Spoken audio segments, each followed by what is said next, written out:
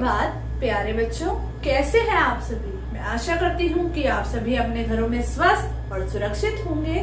तो बच्चों, जैसा कि आप जानते ही होंगे कि आपके सेमेस्टर एग्जाम्स स्टार्ट होने वाले हैं, तो अब मैं आशा करती हूँ कि आप उसके लिए पढ़ाई कर रहे होंगे। बच्चों, जो आपके सेमेस्टर एग्जाम है वो दो पार्ट्स में होंगे। फर्स्ट पार्ट होगा ऑब्जेक्टिव, सेकंड पार्ट होगा सब्जेक्टिव। ऑब्जेक्टिव वाला जो पार्ट होगा बच्चों, उसमें आपको एक क्वेश्चन के चार पार्ट्स, चार ऑप्शंस दिए जाएंगे।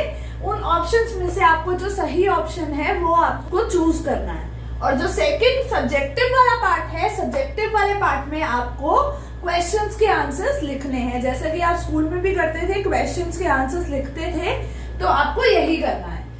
ऑब्जेक्टिव वाला जो पेपर है वो 20 मार्क्स का है, और जो सब्जेक्टिव वाला पेपर है वो भी कितने मार्क्स का है, 20। तो टोटल हो गए 40। 20 + 20 40। तो आपका जो सेमेस्टर एग्जाम है सेमेस्टर 1 का, वो कितने मार्क्स का है, 40।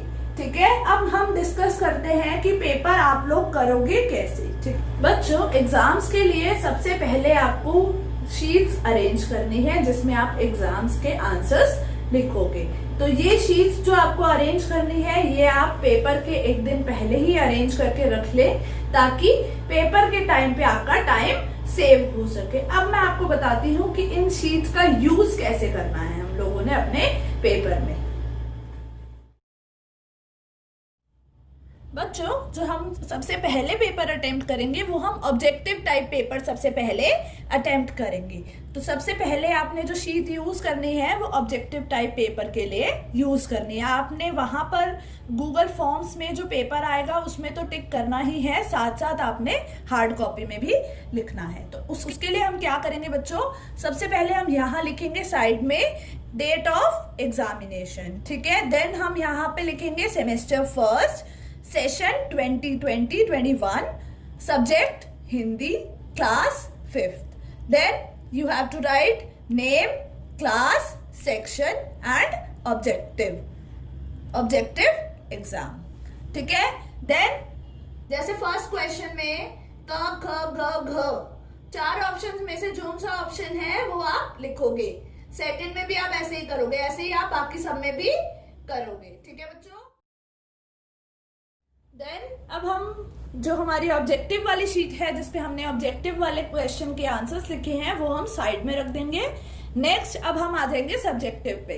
सब्जेक्टिव एग्जाम में भी एज इट इज जैसे हमने उसमें लिखा था, सबसे पहले हम लिखेंगे date of examination, then semester first, then session 2020-21, subject Hindi, class 5th। ठीक है, उसके बाद हम लिखेंगे नेम, क्लास, सेक्शन, और यहाँ लिखेंगे सब्जेक्टिव, और क्वेश्चन नंबर 1 लिख के क्वेश्चन नंबर 1 का जो भी आंसर होगा वो हम इसके सामने लिखेंगे।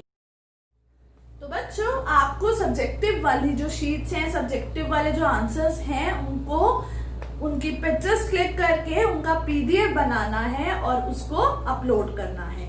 और ये दोनों जो शीट्स होंगी आपकी, सब्जेक्टिव भी और ऑब्जेक्टिव भी, इन दोनों को आप स्टेपल करके बहुत केयरफुली एक फोल्डर में रख लेंगे। और जैसे ही आपके एग्जाम्स खत्म होंगे आपको एक नोटिफिकेशन मिल जाएगी कि ये शीट्स जो है आपकी, इसको आपने स्कूल में सबमिट करना है। ठीक है बच्चों, तो अब हम देखते हैं कि हमारा सिलेबस जो टर्म 1 का है वो क्या है। ठीक है, चलिए। तो बच्चों, हमारा सेमेस्टर 1 का जो सिलेबस है, पाठ्य पुस्तक में पाठ 4 पक्षियों की सभा, पाठ 5 राजीव की बहादुरी। अब हम करते हैं व्याकरण। व्याकरण में जो आपके पाठ आ रहे हैं वो है पाठ 4 शब्द की रचना, पाठ 5 संज्ञा, और पाठ 17 अपठित गद्यांश। तो बच्चों, आपको सभी को सिलेबस तो अच्छी तरह से समझ आ गया होगा। आज हम जो रिवीजन करेंगे वो हम पाठ्य पुस्तक के पाठों की करेंगे। तो सबसे पहला पाठ है पाठ 4 पक्षियों की सभा, दूसरा है पाठ 5 राजीव की बहादुरी। ठीक है बच्चों, तो पक्षियों की सभा जो पाठ है वो प्रदूषण की समस्या के ऊपर बनाया गया है। उससे हमें यह पता चलता है कि किस तरह से अचरज नगरवासी अपने स्वयं के लाभ के लिए प्रतिदिन वनों को खत्म कर रहे हैं, वनों को जला रहे हैं और क्या कर रहे हैं, वहां पे वनों के आसपास कारखाने लगा रहे हैं, जिसके कारण वहां की हवा जो है, वनों की हवा जो है वो दूषित होती जा रही है और पक्षी वहां आसानी से अपना जीवन व्यतीत नहीं कर पा रहे हैं। तो इसी के कारण जो पक्षी होते हैं वो अपनी एक सभा बुलाते हैं और वो सभी पक्षी बहुत चिंतित होते हैं। वे सभी पक्षी अंत में क्या करते हैं, अपनी समस्या को बादलों के राजा के पास लेकर जाते हैं। अंत में बादलों का जो राजा होता है वो एसिडिक रेन यानी कि अम्लीय वर्षा करता है और जिसके कारण जो मनुष्य होता है वो बहुत ही डर जाता है और उसको अपनी गलती का पछतावा हो जाता है। हमारा जो अगला पार्ट है राजीव की बहादुरी, इसमें राजीव की कहानी बताई गई है जो कि मणिपुर की राजधानी इंफॉल में रहता है। उसको घूमने फिरने का बहुत अधिक शौक होता है। जब सर्दी की, जाड़े की यानी कि सर्दी की जब छुट्टी हो जाती है तो वो अपने मित्र भाग्यवन के घर रहने जाता है।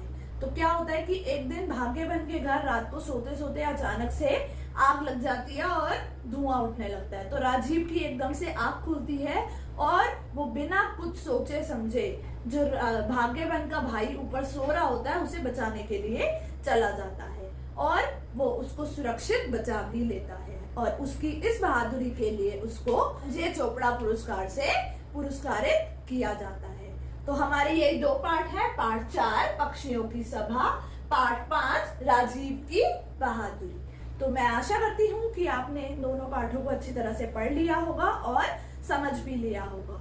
ठीक है बच्चों, तो बच्चों अब हम कुछ मुख्य बिंदुओं की बात कर लेते हैं जो कि आपको रिवाइज अच्छी तरह से करने हैं। सबसे पहला पॉइंट है बच्चों, आपको चैप्टर्स को बहुत ही ध्यान से और बहुत ही समझकर पढ़ना है, क्योंकि ये बात नहीं है कि चैप्टर की जो बैक एक्सरसाइज है वहीं से क्वेश्चन आएगा। क्वेश्चन कहीं से भी आ सकता है। तो सबसे पहले आपको चैप्टर्स को बहुत ही ध्यान से पढ़ना है। दूसरी बात, आपको चैप्टर्स की जो बैक एक्सरसाइज है, question answers, book exercise, book work, जितना भी है, कठिन शब्द, सबको अच्छी तरह से करना है और उनको समझना भी है। ठीक है। तीसरी बात कि आपका, क्योंकि सब्जेक्टिव एग्जाम भी है जिसमें आपको आंसर्स लिखने हैं, तो आपको लिखने की भी प्रैक्टिस करनी है ताकि आपकी लिखते समय कोई भी मिस्टेक ना हो। में आपको वर्तनी और मात्राओं का भी बहुत अधिक ध्यान रखना है, तो मात्राओं की और वर्तनी की बहुत अच्छी तरह से प्रैक्टिस करिए। तो आज की हमारी कक्षा यहीं समाप्त होती है। अब हम मिलेंगे अपनी अगली कक्षा में जिसमें हम व्याकरण के पाठों की रिवीजन यानी कि पुनराभ्यास करेंगे। तो आज के लिए नमस्ते।